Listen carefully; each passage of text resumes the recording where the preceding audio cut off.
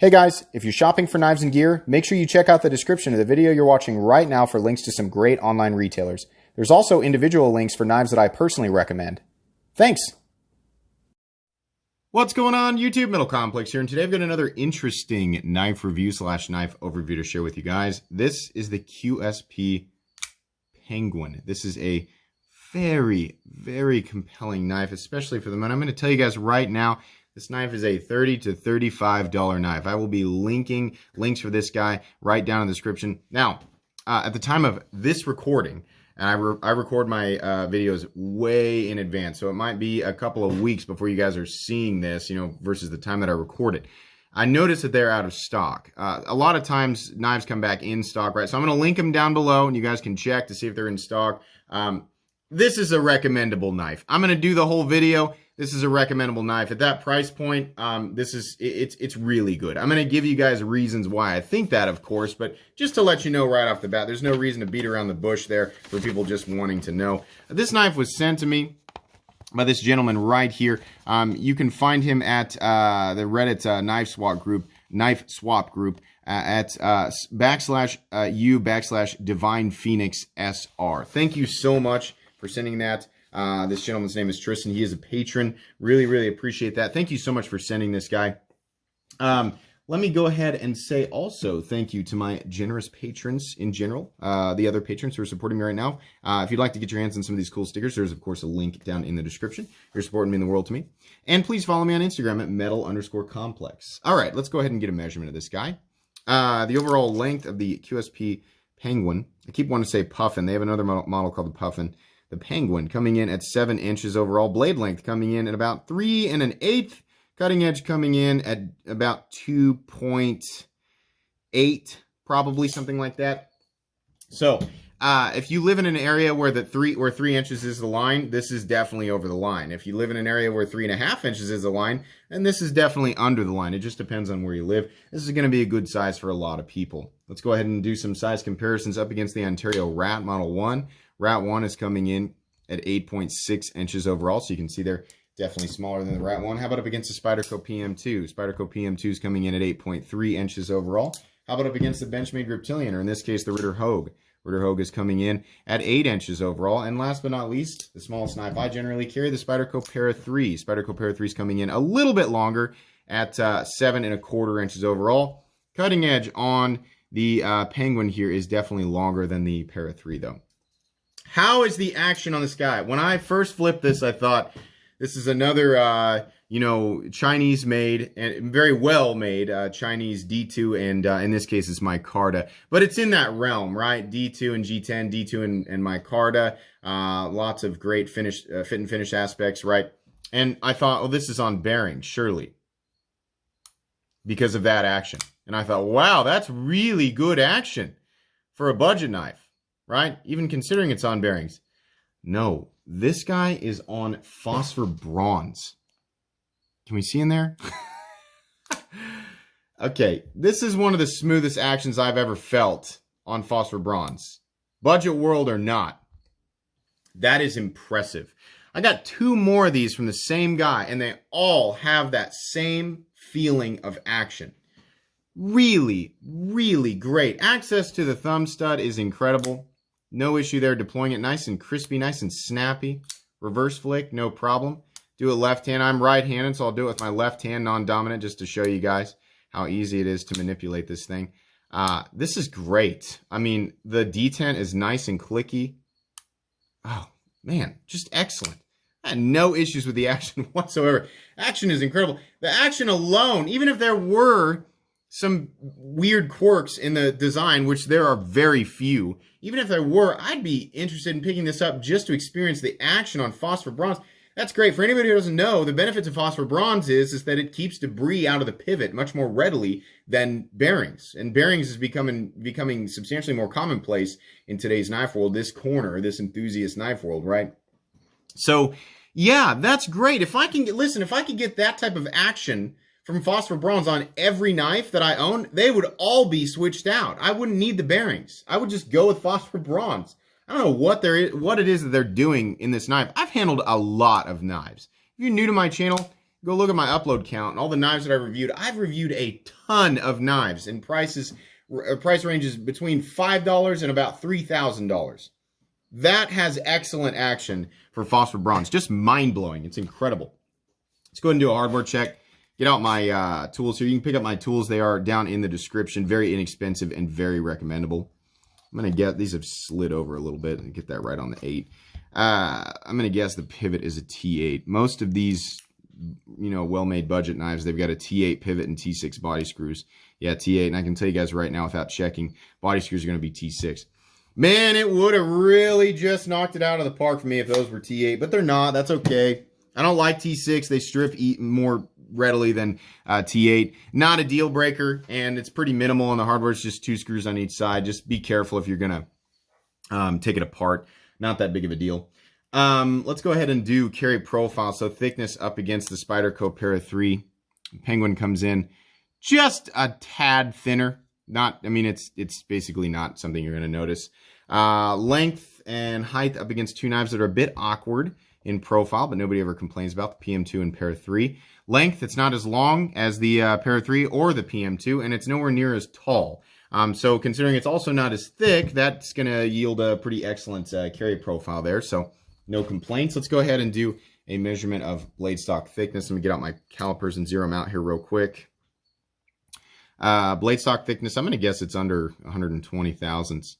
Yeah, 165 thousandths, something like that. So yeah, that's, or I'm sorry, not 165, 116 thousandths. Not a thick blade stock, and it does get fairly thin behind the edge, so that's nice. No complaints there. Let's go ahead and do weight. I'll show you guys the inside of this real quick. This is a pretty standard setup. We've got steel liners and then the micarta scales on top of it. I'm going to guess this probably comes in somewhere in the 3 to 3.5 ounce range. Yeah, 3.21 ounces. That's great. That's on the ounce and inch mark, which a lot of people go by. It's also close to that 3 ounce mark, which if you guys don't know, a lot of people get hung up on ultra lightweight knives.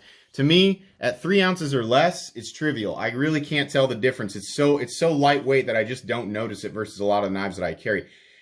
The end result here is that for the vast majority of people, this is going to be an extremely easy to carry knife for a lot of different reasons. Only the hypersensitive to weight and profile are going to have anything to complain about here. Even you know, people who like to wear lighter pant material, you know, will find this not really that bad. You know, if you're used to carrying the Para 3 lightweight or the bug out, maybe this is going to feel a little bit heavier. But for the vast majority of people, this is simply going to be an easy knife to carry no matter what it is that you're wearing. Maybe not athletic shorts, but, you know, in most, you know, attire, this is going to be just fine. It's not going to be something that's going to bother you. Okay, did we do everything? We did the profile, we did the, okay, let's go ahead and take a look at this. So this comes in a couple different variants right now. This blue jeans, which is actually what I would go for. I think the blue jeans might be a little bit harder to find than the brown micarta. The brown micarta looks good too. But yeah, this blue jeans micarta looks really nice. It looks like denim. It's really cool. I like the simple show side pivot. The adjustment head is on the other side. Just a couple of simple screws. They don't have a cutout for the pocket clip. The pocket clip, well, does it go? Where does it go? It goes in the slot. That's a nice way of doing that. So, you know, like I always say, like on knives that have a cutout for the pocket clip, you know, it bothers people. Or maybe the pocket clip sits on the top of the knife like this, and there's this shape, or if there's not a shape, then you have to worry about the pocket clip moving around because it's just got 2 screws to hold it in, right? So when there's a slot that's milled into the top, the pocket clip fits into the slot and it doesn't move. But the problem is when they do it on the opposing side for left-handed people, it leaves this open hole. Or this area that's cut out that a lot of people consider an eyesore. I've never considered that a problem myself, but some people don't like that. So the nice thing is that this doesn't have that. It's literally just got slots cut out for the pocket clip to just fit into this little hole, and then you've got the 2 screws that go in here. You can remove these 2 screws and just keep them in storage, you know.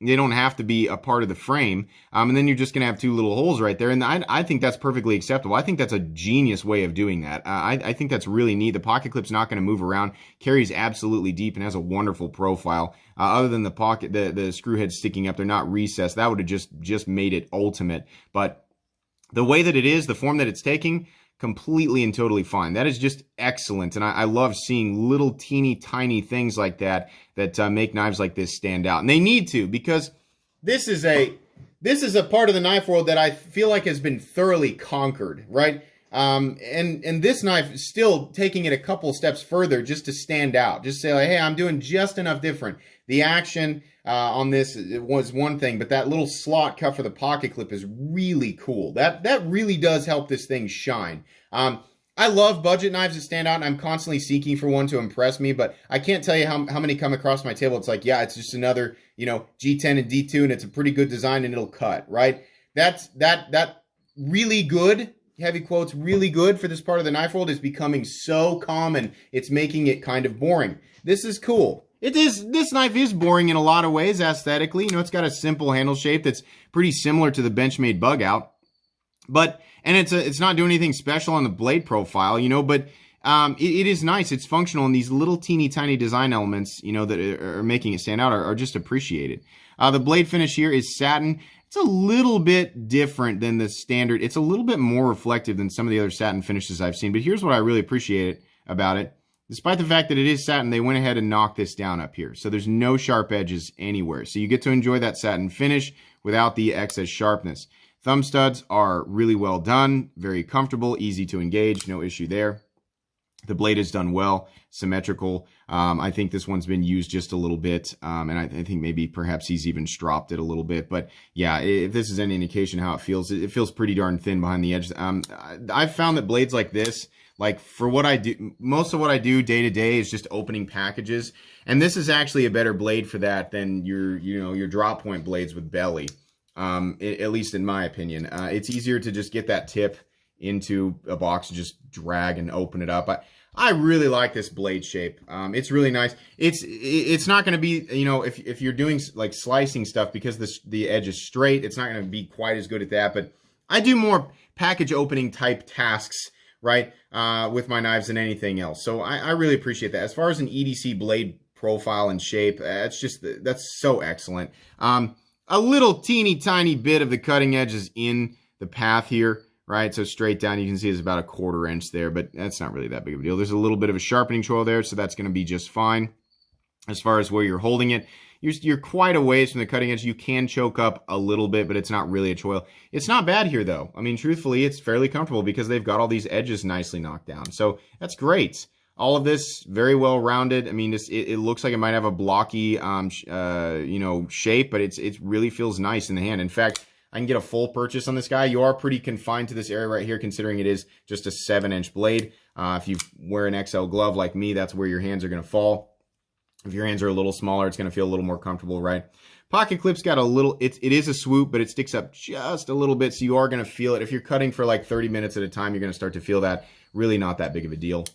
Liners look great. It's got some simple standoffs, pretty common, for this part of the knife world. There's a stop pin back here. No rounding or no shouldering on the tang of the blade, but that's perfectly fine. It doesn't necessarily need that. There is a lanyard hole for people who like lanyards, but it is totally out of the way and not being prioritized over the clip, which is exactly how it should be. So that's great. Pocket clip is excellent, other than the slight, it's just a little too much up here, not really that big of a deal. And then the pocket clip screws are not recessed, which is totally fine. In my experience, you're going to fight it like 1 in 10 times you put it in your pocket just for a little bit, no big deal. D2 steel, is that fine for 30 to 35 bucks? Yeah, I don't have a problem with D2 steel. Assuming the heat treat is done correctly, that's perfectly welcome in this price range. I'll accept D2 all the way up to about, I don't know, about 60 bucks, 65 bucks. Civivi has a few knives that kind of push it, considering we're starting to see steels like 154 cm in that area. But that's kind of my transitional point, right? In the $30 to $35 range, yeah, that's fine. There's a lot of steel. A lot of times the steel is not completely trivial, but a lot of, steels fit in just fine here. Like AUS 8 wouldn't bother me for 30 bucks, Of course, AUS 8 stainless and D2 isn't. It's not quite stainless. But anyways, yeah, D2 is just fine. Don't shy away from D2 in this price range at all.